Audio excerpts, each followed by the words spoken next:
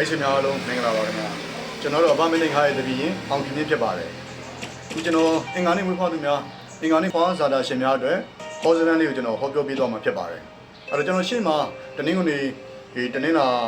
ဓာတ်သမီးတွေအတွက်ကျွန်တော်ဟောပြောပေးခဲ့ပြီးဖြစ်ပါတယ်အဲ့တော့ဒီအင်္ဂါနေ့မွေးဖွားသူတွေအတွက်အဟောလေးကိုကျွန်တော်ရှေ့မှာကျွန်တော် Facebook မှာကျွန်တော်စာလေးရေးပြီးကျွန်တော်တင်ခဲ့ပူပါတယ်အခုကတော့ကျွန်တော်ဗီဒီယိုဖိုင်လေးပြန်လုပ်ပြီးတင်တာပါဘာဖြစ်လို့လဲကျွန်တော် YouTube တို့ TikTok တို့မှာပြန်တင်နေတယ်ပြီးတော့ကျွန်တော်မိတ်ဆွေတွေလည်းပြန်ပြီးနားထောင်လို့ရအောင်ပေါ့နော်အင်္ဂါနေ့မွေးဖွားသူများအတွက်ဘွားတက်တာဟောလေးကိုဟောပြောပေးသွားမှာဖြစ်ပါတယ်အခုဒီဟောလေးကတော့ကျွန်တော်တို့အင်္ဂါနေ့မွေးဖွားသူအားလုံးအတွက်ကျွန်တော်မှန်မြင်မှန်မယ်ကမ္ဘာပေါ်မှာရှိတဲ့အင်္ဂါနေ့မွေးဖွားသူများမြန်မာပြည်မှာရှိတဲ့အင်္ဂါနေ့မွေးဖွားသူများအားလုံးအတွက်အကုန်လုံးနဲ့ပတ်သက်ပြီးကျွန်တော်မှန်မြင်မှန်မိမဲ့အခုနောက်မွေးဖွားလာမဲ့နောက်ဖွားမြင်လာမဲ့အင်္ဂါနေ့မွေးဖွားသူတွေအားလုံးအတွက်လည်းအခုကျွန်တော်ပြောမဲ့အင်္ဂါနေ့ဖွားစားတာရှင်ဒီအတွက်ကျွန်တော်တို့အကျုံးဝင်နေမှာဖြစ်ပါတယ်အဲ့တော့ကျွန်တော်အင်္ဂါနေ့မွေးဖွားသူများအတွက်အဟောလေးကိုကျွန်တော်မိတ်ဆွေတွေကိုကျွန်တော်ဟောပြောပေးသွားမှာဖြစ်ပါတယ်အဲ့တော့အင်္ဂါနေ့မွေးဖွားသူတွေဟာကျွန်တော်တို့လုံရဲကင်ရဲတဲ့လူတွေထဲမှာပါတယ်တခုဆိုရင်ကျွန်တော်တို့လုံပလိုက်မယ်ကင်ပလိုက်မယ်တခုဆိုရင်ကျွန်တော်တို့ကျွန်တော်လက်တော့စုပ်နေတာမျိုးပေါ့နော်အဲ့လိုမျိုးထဲမှာတော့မပါဘူးကျွန်တော်လုံရဲကင်ရဲတဲ့လူတွေမှာပါပြီးတော့စိတ်သက်ကြီးတွေတခုဆိုကျွန်တော်တို့စိတ်သက်ကြီးတယ်ဒါပေမဲ့စေတနာတရားတွေကျွန်တော်တို့ကောင်းမွန်တဲ့လူတွေထဲမှာပါတယ်ကောင်းမွန်တဲ့လူတွေဖြစ်တယ်အဲ့တော့ဒစုထိုးလောက်တိုက်တာစိတ်ရှိလူတွေလည်းဖြစ်တယ်တခုဆိုကျွန်တော်ဒစုထိုးလောက်ကန်တတ်တယ်ဒစုထိုးလောက်တတ်တဲ့စိတ်လေးတွေရှိသူတွေလည်းဖြစ်တယ်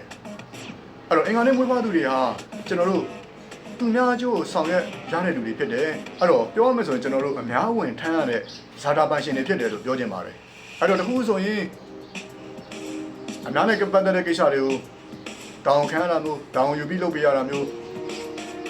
သူကိုယ်နဲ့လည်းတောင်းခံပြီးလုပ်ချင်တဲ့စိတ်တောင်းယူပြီးလုပ်ချင်တဲ့စိတ်ရှိတဲ့လူတွေဖြစ်တယ်အဲ့တော့အများဝင်ကိုထမ်းရတဲ့အရှင်ဖြစ်ပါတယ်အဲ့တော့အင်္ဂါနေ့မွေးဖွားသူတွေကကျွန်တော်သိခံလွန်တဲ့လူတွေဖြစ်တယ်တခုဆိုရင်လည်းကျွန်တော်နည်းနည်းတော့သိခံလွန်တဲ့လူတွေဖြစ်ပြီးတော့ပြန်လဲလက်စားချရမှာလဲကျွန်တော်တရားလုံးဖြစ်သွားတတ်တာကိုတတိထားဖို့လိုတဲ့လူတွေဖြစ်တယ်အဲ့တော့လူတစ်ဖက်သားပေါ်ကျွန်တော်တို့နှုံးပြင်တော်၎င်းလက်စားချတုံ့ပြန်တတ်တဲ့သဘောရှိသူတွေဖြစ်တယ်အဲ့တော့အင်္ဂါနေ့မွေးဖွားသူတွေဟာပထမအရွယ်ကိုယ့်ရဲ့ပထမအရွယ်မှာကန်ဆာတာကျွန်တော်တို့ညံ့ပြီးတော့စက်တူရှယ်ယာလုပ်ငန်းတွေလုပ်မယ်လို့ကြံစီထားတယ်လုပ်ကင်မယ်ဆိုရင်တော့ကျွန်တော်တို့စနေတို့ဘိုလ်တဖူးတို့အင်္ဂါသားသမီးတို့ကျွန်တော်တို့ရှောင်ကျင်ပြီးတော့ကျွန်တော်တို့လုပ်တဲ့လူတွေဖြစ်တယ်အင်္ဂါနေ့မွေးဖွားသူတွေဟာအသက်16နှစ်အသက်25နှစ်အသက်28နှစ်တို့မှာပညာရေးကန်လာတာညံ့တဲ့လူတွေဖြစ်တယ်အဲ့နှစ်တွေမှာအဲ့တော့အိမ်တော်မပြည့်ရတဲ့လူတွေဟာအသက်29နှစ်နောက်ပိုင်းမှာကျွန်တော်တို့အိမ်တော်ပြည့်ရခင်ပေါ်တဲ့လူတွေဖြစ်တယ်အဲ့တော့အိမ်တော်ပြည့်တဲ့အခါမှာလည်း29နှစ်နောက်ပိုင်းမှာအိမ်တော်ပြည့်တဲ့အခါမှာလည်းကျွန်တော်အိမ်တော်ရေးကောင်းမွန်တဲ့လူတွေဖြစ်တယ်အဲ့တော့အသက်ငယ်ရွယ်နဲ့အိမ်တော်ပြည့်ရတာကကျွန်တော်အိမ်တော်ရေးကန်ခေသွားတဲ့လူတွေအိမ်တော်ရေးအဆင်မပြေတဲ့လူတွေတော့ဖြစ်သွားတယ်လေ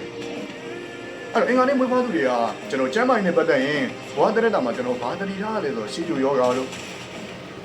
လေချုပ်တာတို့ဝမ်းချုပ်တာတို့အဆင့်မြင့်တွေကျွန်တော်ကြိုက်တာเนาะအဆင့်မြင့်တွေကြိုက်တာတို့တတိထားမဲ့လူတွေဖြစ်တယ်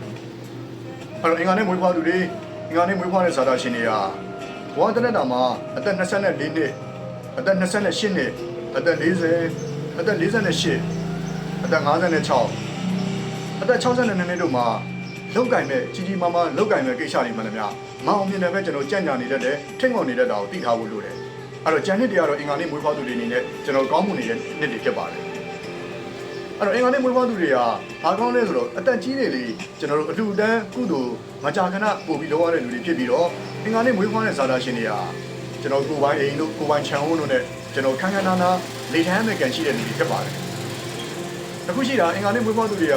ကရှင်မျိုးသားချင်းတို့အပေါ်မှာတော့ကျွန်တော်တန်ရောစင်မထားတတ်တဲ့လူတွေဖြစ်တယ်အဲ့တော့အပြင်ကလူတို့ကတန်ရောစင်ရှိပြီးတော့ရှင်မျိုးသားချင်းဆိုရင်တော့တန်ရောစင်သိမ့်မထားတတ်တဲ့လူတွေဖြစ်တယ်အဲ့တော့တနင်္ဂနွေတောက်ကြဒါသမီးတို့နဲ့ကျွန်တော်တို့အိမ်တော်ပြပါကအင်္ဂါနေ့မွေးဖွားသူတွေအောင်မြင်သောအိမ်တော်ဖြစ်တယ်စိတ်ချမ်းသာမယ့်အိမ်တော်ဖြစ်တယ်မိသားစုချမ်းသာမှချမ်းသာနဲ့ပျော်ရွှင်ရမယ့်အိမ်တော်ကြီးဖြစ်တယ်လို့အင်္ဂါနေ့မွေးဖွားသူများအတွက်နမိတ်ကောင်းဖတ်လိုက်ပါတယ်ခင်ဗျာအဲ့တော့အင်္ဂါနေ့မွေးဖွားသူများအားလုံးအန္တရာယ်ကင်းပေးရှင်ပြီးကျမ်းမာချမ်းသာပျော်ရွှင်ကြပါစေလို့မေတ္တာပို့ဆုတောင်းလိုက်ပါတယ်